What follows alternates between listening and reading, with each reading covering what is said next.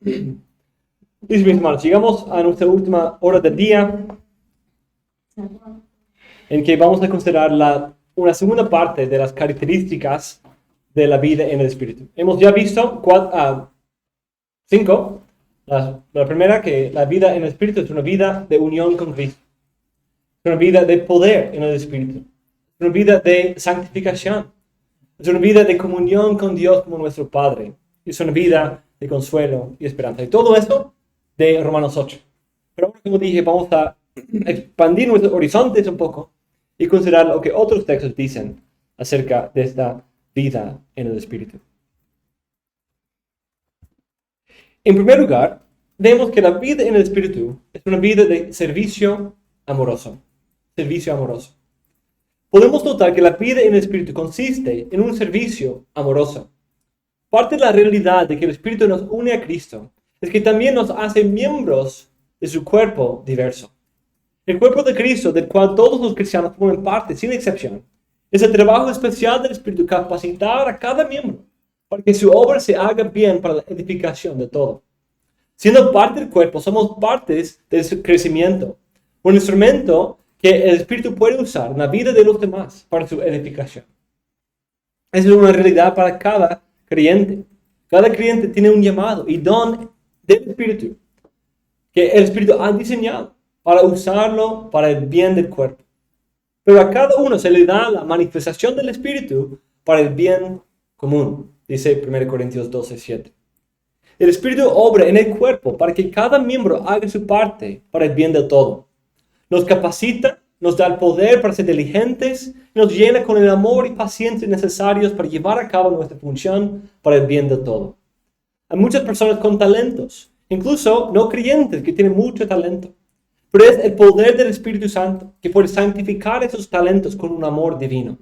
Y puede transformar esos talentos o agregar nuevos para la edificación espiritual de otros. ¿Cómo empieza 1 Corintios 13? Si yo tuviera todos los talentos del mundo, tuviera todas las lenguas, toda la profecía, todo el conocimiento, si tuviera todas esas cosas, pero no tengo amor, no soy nada. Entonces no importa que seas el mejor músico del mundo, o seas el mejor predicador del mundo, o orador del mundo. Lo que importa es que el Espíritu Santo haya dado a nacer el amor en tu corazón.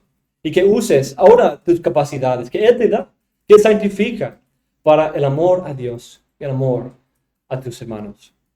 Sin la obra del Espíritu, fácilmente eso se convierte en algo de exaltación propia, vanagloria. Pero es el Espíritu Santo que cambia nuestros corazones, santifica nuestros miembros para que sean instrumentos para justicia, para agradar a Dios y edificar a los demás. Eso es una realidad para todo creyente, pero especialmente para el pastor. Porque el pastor es uno de esos dones de la iglesia que el Espíritu Santo capacita para enseñar a los demás a poder llevar a cabo su función. Según Efesios 4. Dice, y Él dio a algunos ser apóstoles, a otros profetas, a otros evangelistas, a otros pastores y maestros, con el fin de capacitar a los santos para la obra del ministerio, para la edificación del cuerpo de Cristo. Entonces, el pastor, todo miembro, tiene una función para la edificación del cuerpo. Los pastores buscan la edificación del cuerpo, pero parte de su rol es ayudar a los otros miembros del cuerpo a ser capacitados con la verdad y el amor de Cristo, para que ellos también hagan su rol para la edificación del cuerpo. Como dice en versículo 16, de quien todo el cuerpo, estando bien ajustado y unido por la cohesión que las coyunturas proveen, conforme al funcionamiento adecuado de cada miembro, produce el crecimiento del cuerpo para su propia edificación en amor. Entonces, en primer lugar, aquí, fuera de Romanos 8, vemos que la vida en el Espíritu produce un servicio amoroso. Un servicio de cumplir mi rol, mi llamado en ese cuerpo de Cristo, por la gloria de Dios y la edificación de mi cuerpo, del cuerpo de Cristo. En el segundo lugar, y conectado con esto, la vida en el Espíritu es una vida fructífera, una vida de muchos frutos. De creciente, una cosecha creciente y gradual y paulatina, pero es una cosecha. Ya hemos hablado de la realidad de la santificación, que incluye la mortificación del pecado y la vivificación de la justicia. Pero es importante aclarar que ese proceso de santificación produce y consiste en una vida de fructificación creciente. Como vimos en una clase anterior, la vida en el Espíritu se fundamenta sobre nuestra nueva identidad, por la cual somos nuevas criaturas. Y vimos cómo esa nueva identidad produce una vida transformada. La Biblia describe esa realidad como una vida de fruto. Cristo dice, por sus frutos los conoceréis. ¿Acaso se recogen uvas de los espinos o higos de los abrojos?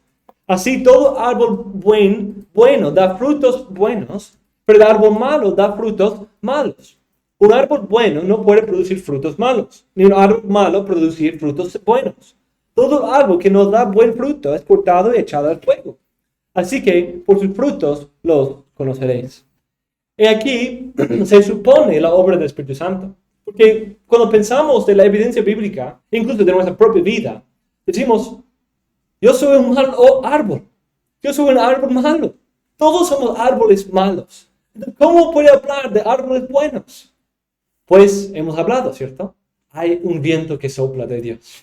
Hay un viento soberano que en la misericordia de Dios, Dios envía para transformar árboles malos en árboles buenos.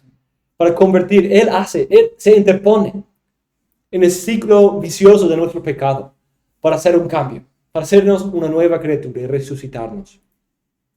Y cuando Él hace esa obra, produce fruto. Cuando hablamos del Antiguo Testamento, vimos eso, ¿cierto? Comparando la regeneración del Espíritu, esa nueva creación, como el cambio de la tierra seca, árida, en el jardín de Edén. Un paraíso para que sean sauces fuertes cerca de los corrientes de las aguas. Para que sean robles de Dios plantados en su casa. Para que sean fructíferos. Porque Dios va a hacer fructificar todo árbol del campo. Está hablando de una nueva creación, pero eso empieza con el suelo árido y seco de nuestros corazones, convirtiéndose en el jardín de Edén, un lugar de mucho fruto. Pablo describe esa realidad en una manera muy clara, porque él habla de la diferencia entre la carne y el espíritu. Habla de las obras de la carne y el fruto del espíritu. Mas el fruto del espíritu es amor, gozo, paz, paciencia, benignidad, bondad, fidelidad, mansedumbre, dominio propio. Contra tales cosas no hay ley. Vamos a hablar de esto cuando las primeras dos clases de mañana, cuando hablamos de las gracias de la vida en el espíritu. Vamos a describir justo estos frutos. Pero aquí quiero señalar la importancia de que esta vida en el espíritu sea una que evidencia por los frutos. En el texto que consideramos antes, Pedro también usa esa idea. Dice, ustedes son ahora partícipes de la naturaleza divina. Ahora son nuevas criaturas. Son ahora nuevos porque han conocido a Dios y han creído sus promesas y sido perdonados de sus pecados, de tus pecados. Entonces, por esa razón, obrando con toda diligencia, añadid a vuestra fe virtud, y a la virtud conocimiento, al conocimiento dominio propio, al dominio propio perseverancia, y la perseverancia piedad, y la piedad fraternidad, la fraternidad amor.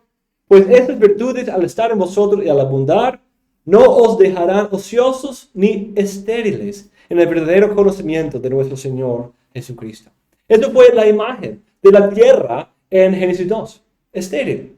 No tenía vida, no producía fruto. Pero la obra del Espíritu aquí produce una vida que produce muchos frutos, que no es ocioso ni estéril. En tercer lugar, y conectado con el anterior, la vida en el Espíritu es sobriedad y diligencia. La obra del Espíritu Santo en nuestras vidas se conecta mucho con esa idea de sobriedad y diligencia. Por ejemplo, Pablo hace este punto cuando dice, no os embriaguéis con vino, en lo cual hay disolución, sino sed llenos del Espíritu. También en Timoteo habla de cómo Dios nos ha dado un espíritu de dominio propio. Y como recién vimos, esa obra en Pedro, en 2 Pedro, que hace en nosotros, produce en nosotros el obrar con toda diligencia. El obrar con toda diligencia. Y luego ser diligentes en confirmar y asegurar nuestro llamado y nuestra elección de parte de Dios. Nos llama Vamos a explorar más cómo esto se manifiesta. Pero en esencia, el Espíritu nos guía para hacer las cosas decentemente y en orden. Nos llama a una función particular y nos muestra el ejemplo de la entrega de Cristo a la voluntad de su Padre y nos conforma a su imagen. Nos enseña la responsabilidad a la cual el Señor nos ha llamado y nos ayuda a cumplirlo con la gracia que Él mismo nos concede. Nos guía a no ser llevados y controlados por otras cosas como motivaciones pecaminosas, el amor al dinero, la vanagloria, la lujuria, o las sustancias como la bebida y la comida, sino nos ayuda a poder ser guiados por Él. La vida guiada por el Espíritu no es una de pasividad, es una que ha sido llamada, es una vida llamada por el Espíritu, por Cristo, a servirle a Él y edificar su cuerpo. Una mente transformada, poder ver cuál es el rol, cuál es la responsabilidad que Dios me ha dado. Y de ahí la gracia para poder llevarla a cabo con diligencia. Es el Espíritu que mantiene a los administradores y mayordomos siempre listos para el regreso de su amo. Eso demuestra que la vida en el Espíritu es dedicada a la diligente búsqueda de cultivar más y más los frutos de una nueva vida. Es una vida de un campesino, cuidando de los frutos, ¿cierto? Arando el suelo, sacando las malas hierbas, diligente para asegurar que las semillas que sembró produzcan sus frutos. En base del conocimiento de Dios, la gloria de su promesa, la realidad del Evangelio en nuestras vidas, Pedro describe esta vida de participación en la naturaleza divina como una de diligencia. Diligentemente buscando la santificación, diligentemente confirmando, haciendo firme nuestro llamado y elección. La sobriedad nos protege de las cosas que nos distraerían de nuestras responsabilidades. Si no somos sobrios, vamos a ser llevados de aquí para allá de toda clase de cosas. Distracciones, falsas motivaciones, otras cosas que nos van a dominar y controlar. Y la diligencia nos ayuda a poder cumplir esas responsabilidades sin distracción. Es el Espíritu Santo que también obra en nosotros para ser fervientes y diligentes en nuestra obra. La vida cristiana viene con varias responsabilidades, desde mortificar el pecado y vivificar la justicia, hasta ser un buen esposo, predicar la palabra fielmente, y todo lo demás se requiere la diligencia. En todas las áreas de el pirámide de mi identidad. Volviendo a esto, tenemos cristiano, esposo, padre, miembro del cuerpo y pastor. Como cristiano, tengo ciertas responsabilidades, ¿cierto? Cultivar mi comunión con mi Padre, el crecer en su imagen, el disfrutar de Él, el amarle a Él y amar a mi prójimo como Él me manda. Como esposo, tengo otras responsabilidades, ¿cierto? Tengo ciertas responsabilidades más allá de ser cristiano. Fluyen de ser cristiano, pero quizás no sean las responsabilidades de todo cristiano. Una mujer no va a tener esas mismas responsabilidades, porque ella va a tener las responsabilidades de esposa, no esposo. Un soltero no va a tener esas responsabilidades. Pero el Señor me ha llamado, me ha dado una esposa y me ha dado las responsabilidades que vienen con eso. Y tengo que entender lo que Él me manda como esposo. Y el Espíritu Santo renueva mi mente para que yo conozca la voluntad del Señor y me dé la gracia para poder llevarlo a cabo con diligencia. Como padre, tengo otras responsabilidades además de ser esposo. No puedo descuidar las otras, sino ahora voy creciendo por encima. Y de ahí soy miembro de la iglesia. De ahí soy pastor. Y todo eso viene con nuevas responsabilidades, informadas por la palabra del Señor, guiadas por los primordiales. Y necesito diligencia que viene de parte del Señor para poder equilibrar esos llamados y poder llevar a cabo mis responsabilidades con diligencia y con la ayuda del Señor. Pablo dice, no seáis perezosos en lo que requiere diligencia, fervientes en el Espíritu, sirviendo al Señor. Es el Espíritu que nos da el discernimiento para entender nuestras responsabilidades y dónde debemos invertir nuestra energía. Y también nos da el esfuerzo y energía para llevarlo a cabo como al Señor. El Espíritu Santo nos hace siempre alerta para las tentaciones y artimañas del enemigo que nos distraen de nuestro deber o nos llevan al pecado y nos fortalecen en el cumplimiento de nuestros deberes. Pero nos acordamos que eso es una obra de santificación, ¿cierto? Un proceso de santificación. Esa es nuestra meta y nos ayuda en esto. Nos da el poder para que eso sea la realidad. Pero es un proceso que se va evidenciando más y más. Y en último lugar, la última característica, la vida en el Espíritu es una vida en la palabra, una vida llena de la palabra. La vida en el Espíritu no es una vida mística en que buscamos tener una luz interna, una nueva revelación, sino es una palabra, es una obra, una vida llena de la palabra, en la cual mora en abundancia la palabra de Cristo. Algunos se enfocan en las revelaciones del Espíritu fuera de la palabra de Dios, y en sus mentes hay una separación. Necesitan el Espíritu y no la letra. No quieren la letra muerta de la Biblia, sino quieren el Espíritu. Cuando esto está hablando de la ley y Romanos 7, Romanos 8. Algunos de nosotros, de los reformados a veces, vemos ese extremo y vamos al otro. Solo queremos la Biblia y no queremos al Espíritu Santo. Pero el Espíritu y la palabra no están en pelea. No, la Biblia nunca presenta una idea de una contradicción entre la palabra de Dios y el Espíritu. ¿Por qué? ¿De quién viene la palabra de Dios? El Espíritu lo inspiró. Es su palabra, que Él habló a través de sus instrumentos. Es su palabra a nosotros. El Espíritu no nos hace menos centrados en Cristo, ni nos hace menos amantes de la palabra de Dios. La palabra es el producto del Espíritu mismo. Es Él quien inspiró a los hombres para hacer la revelación de Dios, su plan de salvación y su voluntad. Y cuando nosotros vivimos en Él, vivimos también en comunión con su palabra y obediencia a su palabra. El Espíritu sigue hablando en la palabra para iluminar nuestras mentes, para entender la palabra. Y Él es nuestro gran maestro que nos enseña las verdades de las Escrituras. Como 1 Juan 2, 20 a 27 dice. También Pablo habla de la llenura del Espíritu en Efesios 5. Y la morada de la palabra en abundancia en nosotros en Colosenses 3. Pero son vidas iguales. Tienen la misma evidencia externa.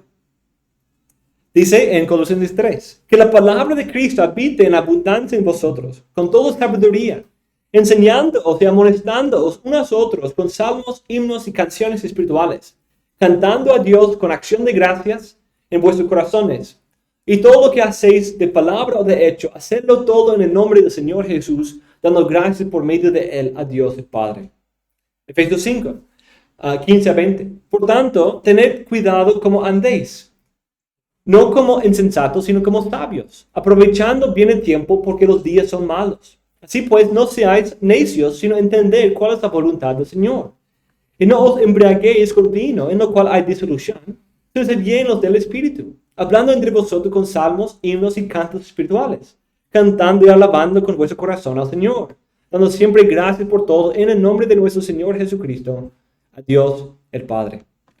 Entonces, en los dos textos nos llama a una llenura. Que la palabra de Dios abunde en nosotros y que el Espíritu nos llene. Dos imágenes parecidas. Y las dos enseñan sabiduría. Dice en Colosenses, con toda sabiduría. Y en Efesios dice, no como insensatos, sino como sabios. Nos llama a una vida sabia. Nos llama a una teología cantada. Nuestra verdad que aprendemos, que sea respondida apropiadamente o que respondamos apropiadamente a ella, con cantos y alabanza y gratitud al Señor. Produce gratitud y produce un todo en el nombre de Cristo. E incluso lleva una vida de sumisión. Y de ahí sigue en Efesios 5, 21, dice, sometiéndonos unos a otros en el temor de Cristo. Y en los dos textos sigue hablando de esposos y esposas, padres e hijos, amos y siervos, y cómo esas varias áreas se manifiestan o son transformadas por la obra de la palabra abundante en Colosenses o del Espíritu y producen los mismos efectos. Entonces, tanto la morada de la palabra en nosotros como la llenura del Espíritu producen sabiduría y conocimiento de lo que agrada a Dios. La habilidad de enseñar y amonestar a otros a través de una teología cantada. Un corazón de gratitud al Señor y una vida de sumisión en las varias áreas donde Dios nos ha llamado a vivir. Y todo esto en el nombre de Cristo. Debido a que el Espíritu inspiró la Biblia, es su palabra. Pero no terminó de hablarla cuando se terminó de escribir, sino siendo la palabra del Espíritu, sigue hablando a nuestros corazones a través de su palabra para convertirla en la comunión y palabra personal de Dios. La Biblia es un medio de comunión por el cual podemos mantener y cultivar esa comunión personal e íntima con Dios. Eso no significa que haya ocultos mensajes personales secretos escondidos en códigos en la Biblia, sino Él nos habla revelando quién es nuestro Dios, qué Él ha hecho por nosotros, ese glorioso plan de salvación y cómo Él obra en nuestras vidas para que cumplamos su voluntad. Leemos en la Biblia y el Espíritu da testimonio a nuestros corazones con y en las palabras de las Escrituras, que es su palabra poderosa y salvadora para nosotros. Calvino describe esa realidad diciendo: ahora bien, no se envíen oráculos diarios desde el cielo, porque al Señor le ha parecido bien santificar su verdad con un recuerdo eterno solo en las Escrituras. Por lo tanto, las Escrituras obtienen plena autoridad entre los creyentes solo cuando los hombres las consideran como si hubieran brotado del cielo, como si allí se escucharan las palabras vivas de Dios. El Espíritu Santo nos guía a decir con el salmista, cuando él está leyendo la Biblia, dice: tú estás cerca, Señor, y todos tus mandamientos son verdad. Se acerca a la Biblia y siente la presencia cercana del Señor. Y dice: en tu palabra, haz resplandecer tu rostro sobre tu siervo. Enséñame tus estatutos. Es el medio de nuestra restauración moral y mental. Y también el medio por el cual Dios nos habla y nos santifica. Si queremos tener comunión con Dios, no es a través de perdernos en una experiencia mística, sino es meditar en la palabra del Señor. Dios nos ha dado una cita abierta en que podemos acercarnos a Él en cualquier momento. No tenemos que sacar cita previa a unos meses o quizás se encuentre con nosotros, sino nos ha dado su Espíritu, nos ha dado la palabra y la oración y nos invita. En contraste con el rey de Persia, a cuya presencia solo podían entrar los que habían sido invitados, cuando tenía el cetro de oro ahí extendido para recibirlos. El Señor nos ha extendido para siempre el cetro de oro, para que nos acerquemos a Él. Nunca echar fuera a aquellos que se acercan a Él con expectativa y fe a través de su palabra por el Espíritu. Además, esa realidad también nos muestra otro detalle de cómo la vida en el Espíritu es centrada en Cristo. La Biblia, ¿qué hace? Manifiesta a Cristo. Da testimonio de Él, ¿cierto?